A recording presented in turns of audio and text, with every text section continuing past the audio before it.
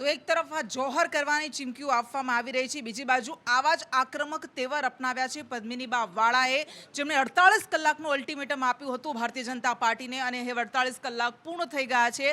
પદ્મિનીબા વાળાએ કહ્યું હતું કે 48 કલાકમાં ભારતીય જનતા પાર્ટી નિર્ણય લઈ લે અને રૂપાલાની ટિકિટ રદ કરવામાં આવે. સરકારને અલ્ટિમેટમ આપવામાં આવ્યું હતું, પરંતુ હવે એ ટિકિટ રદ નથી કરવામાં આવી. તેના કારણે રોષ ચરમસીમા પર છે અને હવે 48 કલાકનો સમય પૂર્ણ થઈ ગયો છે, ત્યારે આગળની રણનીતિ તેમની શું રહેશે, હવે તેઓ શું કરશે, તેના પર સૌ કોઈની નજર છે. તો એક તરફ આ જોહર કરવાની ચીમકીઓ આપવામાં આવી રહી છે, બીજી બાજુ આવા જ આક્રમક તેવર અપનાવ્યા છે પદ્મિનીબા વાળાએ, જેમણે 48 કલાકનું અલ્ટિમેટમ આપ્યું હતું ભારતીય જનતા પાર્ટીને અને હવે 48 કલાક પૂર્ણ થઈ ગયા છે.